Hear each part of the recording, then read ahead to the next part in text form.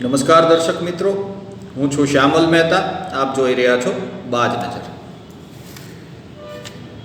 મિત્રો, સરકારને વહીવટ કરવા માટે લોકો પાસેથી વેરા ઉઘરાવવા પડે છે. આપણે પણ કોઈને કોઈ પ્રકારે જીએસટીના માધ્યમથી, ઇન્કમટેક્સના માધ્યમથી, કોઈને કોઈ રીતે દરેક નાગરિક વેરા ચૂકવતો હોય છે અને તે વેરાના માધ્યમથી સરકાર સુચારું સંચાલન કરતી હોય છે. દેશના દરેક આખા તંત્રનું તે સંચાલન કરતી હોય છે. કરોડો અબજોમાં ટેક્સ ચૂકવાય છે, તે પ્રમાણે સંચાલન થાય છે. કર્મચારીઓના પગાર થાય છે, વિકાસના કામો થાય છે, નવા નવા ઇન્ફ્રાસ્ટ્રક્ચરો ઊભા થાય છે અને દેશને એક વિકાસની દિશામાં લઈ જવાનું કામ જે તે સરકારો કરતી હોય છે. હવે આ જે ટેક્સ આવે છે, ટેક્સના પૈસામાંથી વિકાસ કરવા માટે પૈસા ફાળવાય છે, જેને ગ્રાન્ટ કહેવાય કે યોજનાઓના નામે એ પૈસા ફાળવવામાં આવે છે. તેના કારણે લોકોની રોજબરોજના જીવનમાં અગવડતાઓ ન પડે તેવી સગવડતાઓ ઊભી કરવામાં આવે છે. આ સરકારી અને તેમને ટેન્ડરના માધ્યમથી જે લોકો ભાવ આપે, જેમની ક્ષમતા હોય, જેવો તેને લાયક હોય તેવાને કામ આપવામાં આવે છે અને આ રીતની એક ટેન્ડરની પ્રક્રિયા થાય છે. અખબારોમાં જાહેરાત આપવામાં આવે છે, લોકો ટેન્ડર ભરે છે.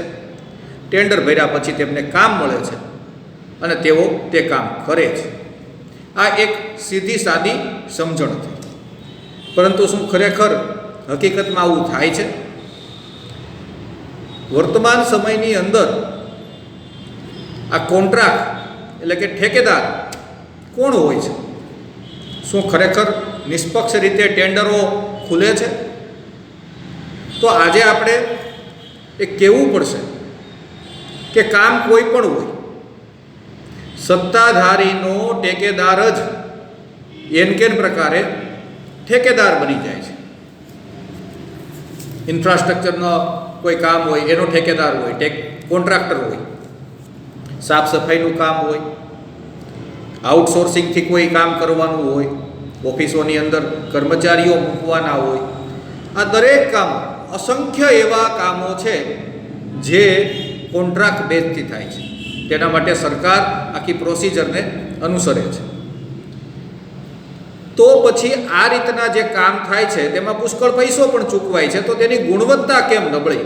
કોઈ રોડ બન્યો તો રોડ 1-2 વર્ષમાં તેમાં ખાડા કેમ પડી જાય? 40 કરોડ, 50 કરોડ, 100 કરોડ આવી રકમ તેમાં ફાળવાની હોય છે.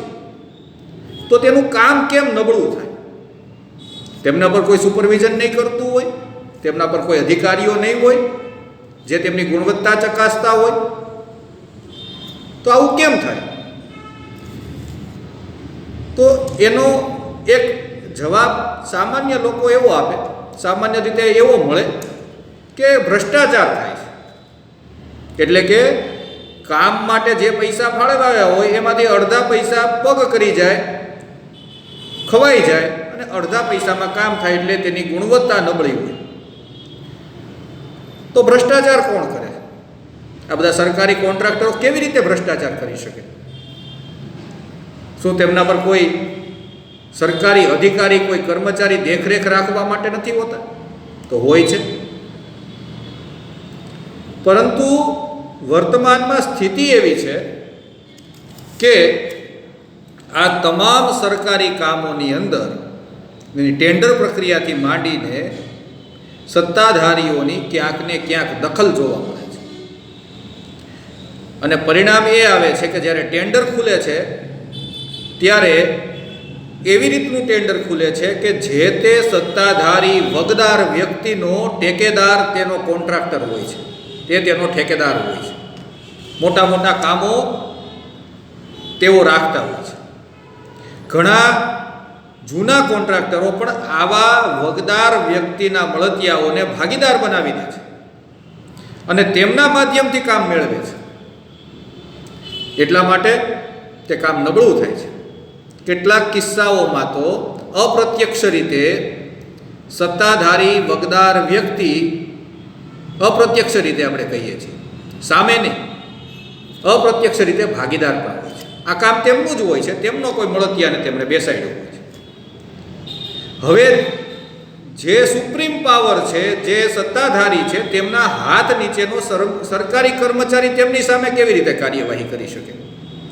અને તે સરકારી કર્મચારી કે અધિકારી પાછો તે જ સત્તાધારીએ મુકાવેલો હોય છે. પોતાને અનુકૂળ હોય તેવા વ્યક્તિને તેમણે તે જગ્યાએ મુકાવેલો હોય છે. એટલે એક સૂત્ર બને. કેવું સૂત્ર બને?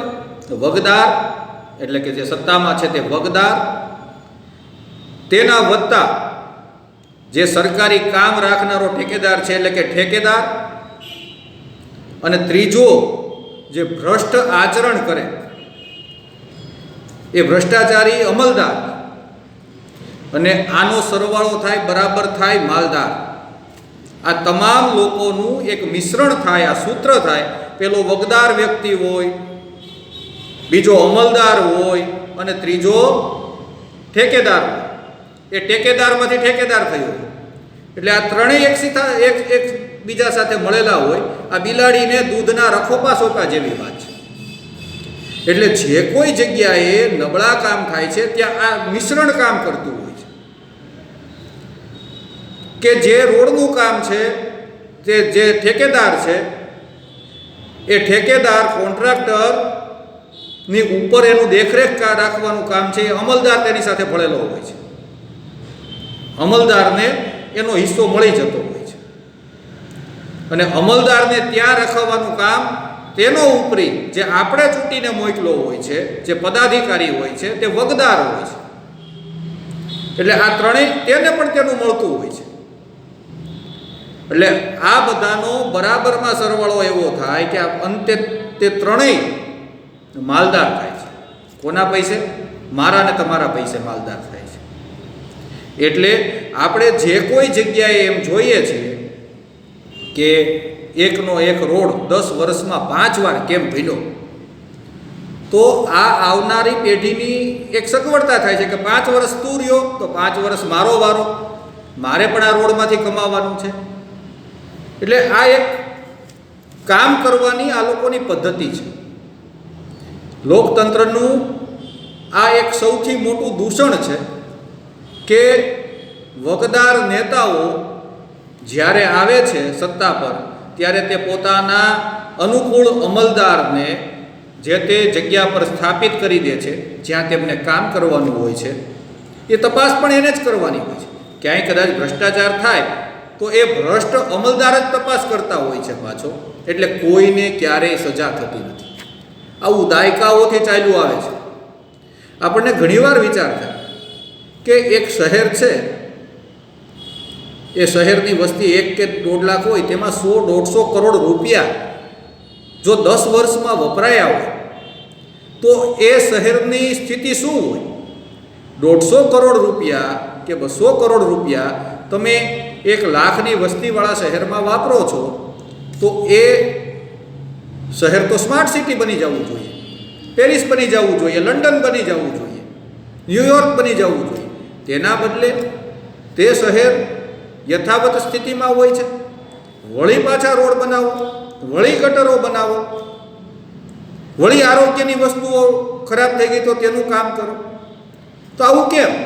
તો તેનું કારણ આ સૂત્ર છે. વગદાર, અમલદાર અને ઠેકેદાર, આ ત્રણેય જ્યારે ભેગા થાય છે ત્યારે અબજોની ગ્રાન્ટો ઓછી પડે છે. ગુજરાતની સ્થિતિ તમે જુઓ, દરેક જિલ્લાનું તમે છેલ્લા 20 વર્ષનું સરવૈયું કાઢીને જુઓ, નાના મોટા શહેરોનું, કે કેટલી ગ્રાન્ટો આવી છેલ્લા 20 વર્ષમાં. આપણે દૂર નથી જવું તો એ 20 વર્ષની અંદર કેટલા અબજ રૂપિયા તે ગામ શહેરના વિકાસ માટે વપરાયા. અને વિકાસ કેટલો થયો તે જોશો તો સીધો ખ્યાલ આવી જશે કે આવ ભાઈ હરખા, આપણે સૌ સરખા. કોઈ પણ પાર્ટી હોય, કોઈ પણ નેતા હોય, નિષ્ઠા સિદ્ધાંતોની વાતો કરતા હોય, તેમનો ભ્રષ્ટાચાર સ્પષ્ટ દેખાઈ આવે અને વિકાસ થયો પણ હોય છે. કોનો થયો હોય? જે 5 વર્ષ સુધી તે નેતા રહ્યો હોય ને ખૂબ ગ્રાન્ટ લાવ્યો હોય તેમનો વિકાસ તમે જોજો. સાયકલમાંથી મોટરસાયકલ, મોટરસાયકલમાંથી ફોર વ્હીલમાંથી તે પોતાનું હેલિકોપ્ટર કે પ્લેન લઈ શકે એટલો તેનો વિકાસ થયો. બીજો કોનો વિકાસ થાય? તેમના ટેકેદારોનો. સોશિયલ મીડિયામાં તેના માટે ટ્રોલ આર્મી બનીને કામ કરતા ટેકેદારો, તેઓ બોલાવે ત્યાં આગળ પાછળ દોડતા રહેતા ટેકેદારો, તેમના માટે દિવસ રાત એક કરતા સાચી ખોટી વાતો ફેલાવ્યા કરતા ટેકેદારો. આ ટેકેદારો સદ્ધર થતા જાય છે. તેમના નામે ક્યાંક ને ક્યાંક કોઈકને કોઈક વસ્તુનો કોન્ટ્રાક્ટ બોલતો હોય છે, તે ઠેકેદાર હોય છે. એટલે આ સ્થિતિનું નિર્માણ છે. આમાં કોઈથી કશો ફેર પડે તેમ નથી, કારણ કે આ હમામની અંદર તમામ છે. હવે આગળના શબ્દો આપણે બોલવા નથી. એટલે ગુજરાતની રાજકીય સ્થિતિ જે છે તેમાં આ પદ્ધતિ રોટેશન પ્રમાણે ચાલે છે. આ પાર્ટી, કોઈ પાર્ટી આવી, દરેક પાર્ટીનો ક્યાંક ને ક્યાંક તો સત્તા હોય જ છે. એવું નથી કે માત્ર એક જ પાર્ટીની દાયકાઓથી સત્તા છે. સ્થાનિક સ્વરાજમાં પણ બધાની સત્તાઓ હોય છે, અને જેમની સત્તા નથી હોતી ક્યાંક ને ક્યાંક વગદાર બનીને પોતાના કામ કરાવે છે. એટલે રોટેશન છે, પહેલાં મારો વારો, પછી તમારો વારો. અને આ ભ્રષ્ટાચારથી બધાના ઘર ભરાઈ રહ્યા છે. અને આમાંથી બચવાનો ઉપાય તો હવે ઈશ્વર બતાવે, અથવા કોઈ એવા નિષ્ઠાવાન નેતાઓ આવે તો જ આ વસ્તુ શક્ય છે. કારણ કે જે મૂળ ખરાબ છે, ઉપરનું આખું તંત્ર જ આ સેટિંગ ગોઠવે છે, તો તમે નીચેવાળાને શું કહેવાના? અને જેમની લાયકાત નથી, જેમની પાસે કોઈ એવી સુવિધા નથી, તેવા લોકો ઠેકેદાર બનીને જ્યારે કામ કરી રહ્યા છે, જેમની પાસે અનુભવ નથી તેવા કામ કરી રહ્યા છે, ત્યારે આ વસ્તુ થવાની જ છે, તેમાં કોઈ શંકાને સ્થાન નથી. જય હિન્દ, જય ભારત.